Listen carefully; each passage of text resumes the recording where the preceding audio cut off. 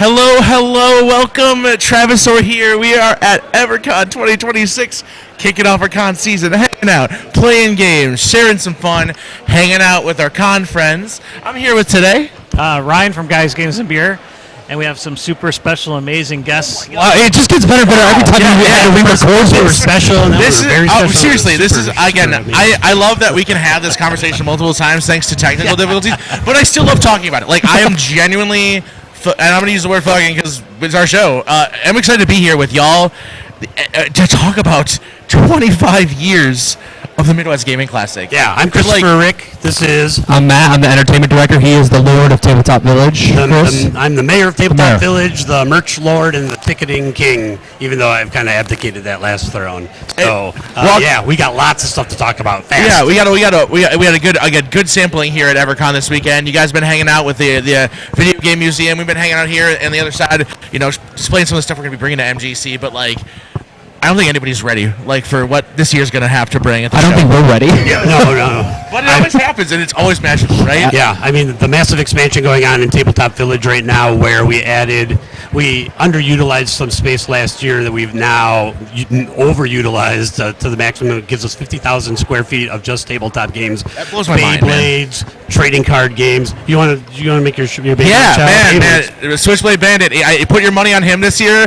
He's going to be at the tournament, and that dude, he lets it rip like nobody else. And the energy of those guys is just also awesome. I love watching them play. Yeah, they are jazzed up. I was super jazzed to get them. They gave me a brand new 2-week-old Japanese Beyblade set last year when they showed up. I was like, oh my God, I don't even know what to do with this. They're very kind-hearted. And this touches on one of the major points. Is it's the passion, the genuineness of what people build. They're kind of a newer group to MGC, and they're building and they're expanding, and people are catching on. And it's cool to see that stuff blow up and grow organically, right? And the microcosm of Tabletop Village is very much how the whole show runs. I bring wayfinding signs. I bring Dagron, the inflated Dagron Midwesticus, the giant inflatable dragon, and I bring the inflatable cube. All the content is brought by Evo, Manival, Honeybee, Path of the Necromancer. I can't remember what their company name is. Warp Storm, the Wisconsin Jigsaw Puzzle Association. We got chess too. The chess people, Harold Johnson and a bunch of his friends come and run role-playing games. I literally bring no content to that whole section, and we fill 50,000 square feet of community-powered stuff.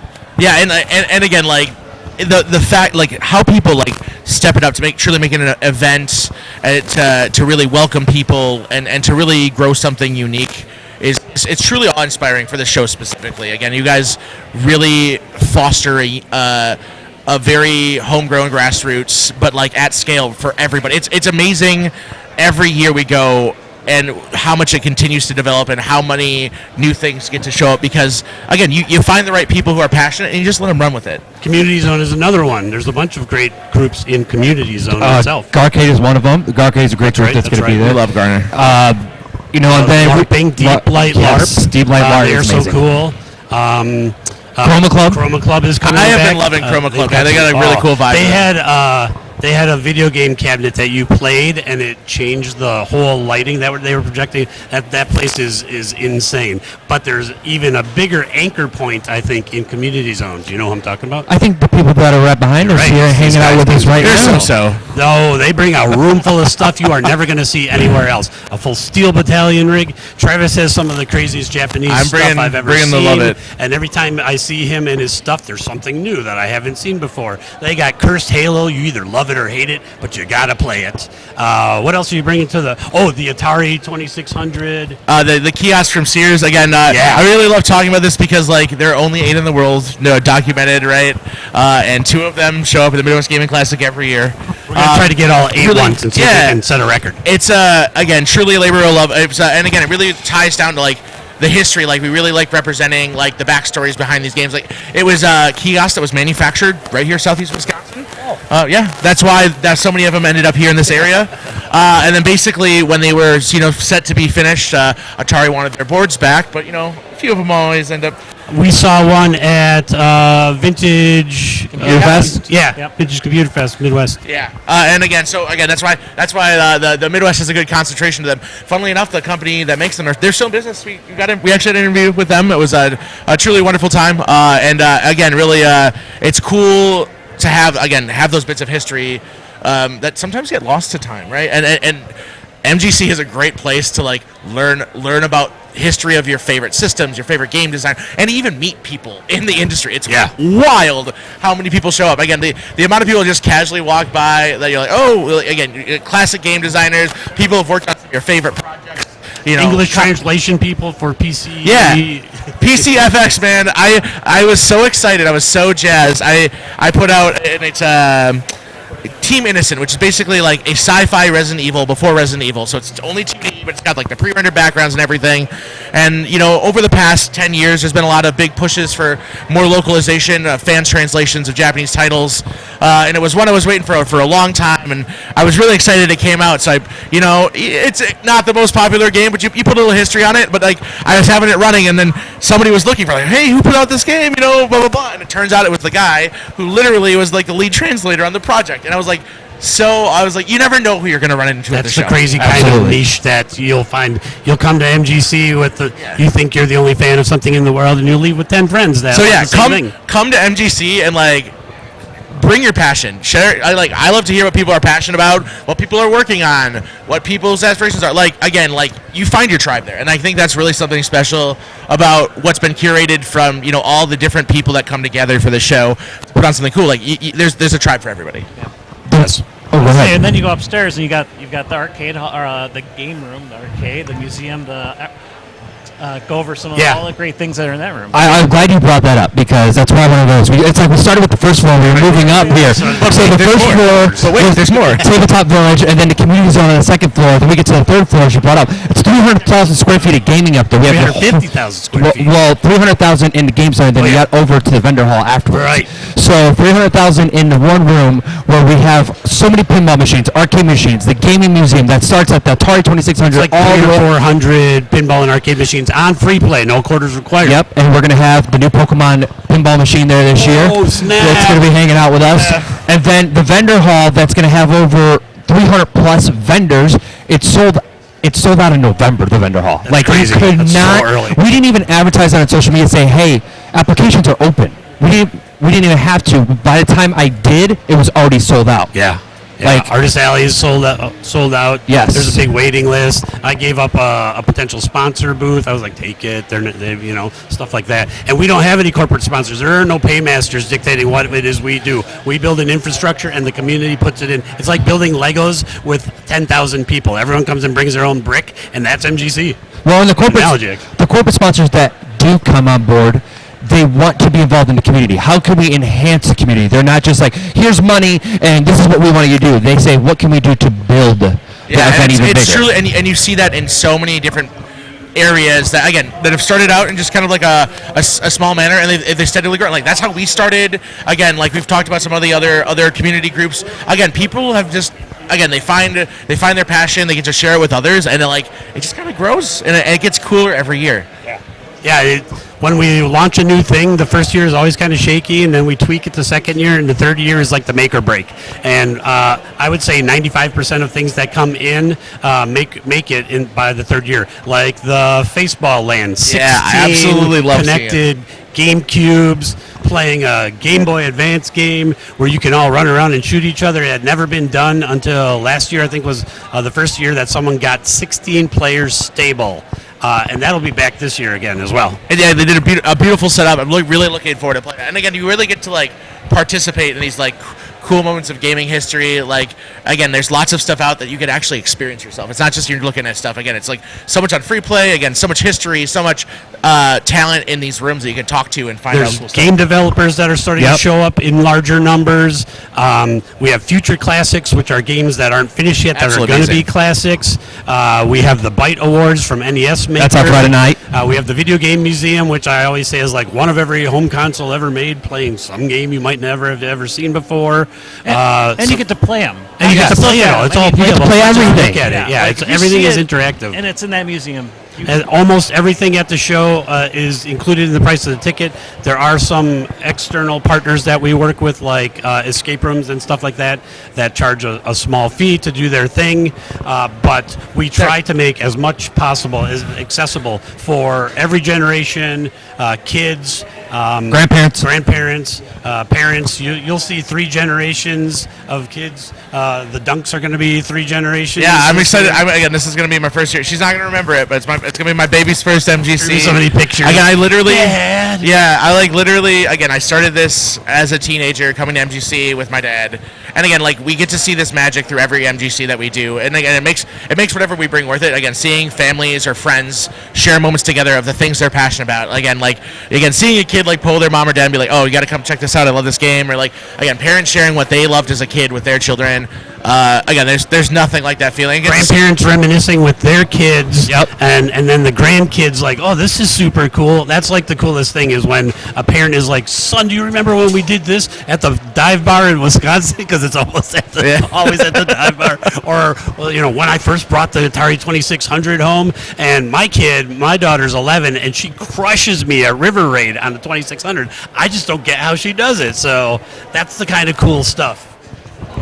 And it's a family event, so bring your kids, bring your family. But there's also extra things like there's gonna be a Thursday night and after party. So we'll talk about those. So much going on. It's like you can't know do where it to all. start. Yeah. So we haven't announced on social yet, but all I'm going to say is right now we're doing a special thing on Thursday night for the first time this year, and it's going to be almost nobody ever does. Yeah, it's going to be later in the evening.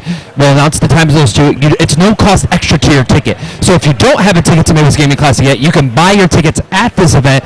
But if you already bought your ticket, you can pick up your wristband for the weekend or your VIG badge, and then you don't have to wait in line. Yeah, there's You can just go right in. to find me at the ticketing table on Friday night, wherever I manage to set up, and say, can I get my wristbands? Say that now calendar, you know man. where to go get it. Well, as soon as we announce it, you'll know. And then this is also 9 years of the after party too this year. That's wild. Like it started at the Hilton Ballroom, and now it's grown into this thing where it sells out every year. We might have like 2,000 people at this after party. We limit certain activities because we want the guests to have the biggest experience. We'll have over 40,000 people attending our event this year, but we want everyone to be able to do what they want to do. So the after party is very limited. Specific events set up. We want everyone that wants to participate be able to participate. And then it's crazy that the after party started in the Sheridan Ballroom. in the Sheridan restaurant with Ben Heck drunkenly singing karaoke. Yep. He would just belt that stuff out. It was amazing to watch. And then we moved into one DJ that we used to fly in from Las Vegas to perform, DJ Tech, and then it just kept expanding to the point where now we have 5 artists performing this year. I've only seen 4 online. Well, and then we have like Lords of the Tridents playing. Scott Denisi's coming back. Martyr Complex is going to be there. Like, and it just goes on and on. Then the activities, and then the one thing I love about the after party is like a lot of our, I guess we call them celebrity guests, but I call them influencers and call them professional industry professionals that come to our event. They hang out at the after party and play with the guests. Yeah. Kitzro's over there playing Papa Shot. Steve Henneberry, who was Tower on American Gladiator, played J.S. Joust because he was the undefeated in Joust, and he pushed some people so hard I thought we were going to have a lawsuit. It was well, we had Swoggle. He was so great. We had WWE superstar Swoggle there hanging out playing Joust too, and then like one of my things that MGC I feel like dreams come true for anybody that buys a ticket for things. Yes. But like here, like I guess a specific example for me, I never thought would happen in my life. In 2019, we brought in Ted DiBiase from WWE, and we brought in Eric Bischoff. Eric Bischoff was at the after party, and I said, "Hey, we're gonna have you come out to the NWO theme because you're part of the NWO, and then play your music." He's like, "Great, are you announcing me?" I was like, "I'm sorry, what'd you say to me?" He was like, "Well, you are an announcer for a living. Will you announce me coming out?" I was like, "I'm sorry.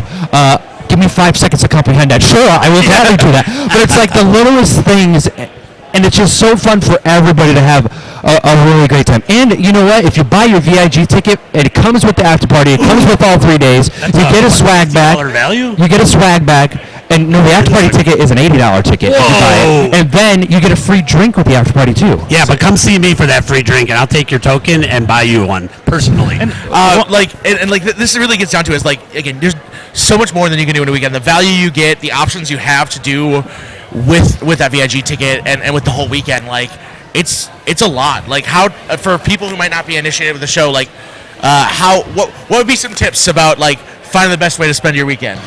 Just take it all in and enjoy it and walk around. Like, we have a map online. So if you are coming and you want to focus mainly on pinball, arcade, and video games, okay, it's on the third floor. Let's start there, play there for it. Then you can walk around and check out the other stuff. Yeah, and we have interactive event schedulers, so you can tag things that you might be interested in, whether it's actually a scheduled event or just an exhibit, so that when you get to that, oh my God, I'm so overwhelmed, let me look at the MGC app and be like, oh man, I got to go see G2B, I got to go see Chroma Club, I got to go play a round of Dungeons and Dragons with Harold Johnson. We also have panels too. We haven't talked about too. That's right, panels and some workshops are going on Fridays. I can't imagine so like much the cool stuff that's this man will be here. He's right behind camera. Charles will be at the show this year. Yeah. Oh.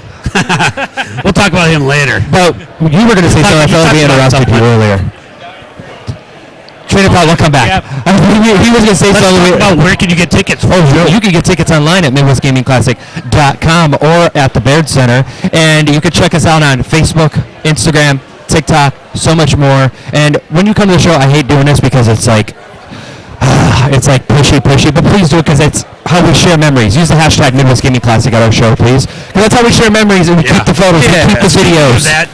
Since it's our 25th anniversary, if you have pictures from previous MGCs, if you've been coming for 1 year or 10 years or all 25, we want to have some of them. Yeah. So stay tuned on the social media. As soon as we have that system up and running, we're going to be uploading like a system. We can upload photos and videos from the past. Yeah, again, we'll be posting this, guys, games and beer. Again, if you have anything, please talk to us. We'd love to hear your stories. We'd love to hear passions. Like, that's how these memories are made. Again, there's so many cool people doing great things in this gaming community, and we're really looking forward to celebrating a Midwest Gaming Classic this year. And we're looking to having you guys there because I spend my free time that I have in your room. We beeline to G2B whenever we can. Well, thank you so much for spending time with us, sharing with everybody about what's going on this year. And again, I cannot look more forward to it than right now, man. It makes me cry. I love these guys so much. All right, thanks again for coming on the show. We're looking forward to the 25th year of MGC this year. Less than 7 weeks. 6 weeks.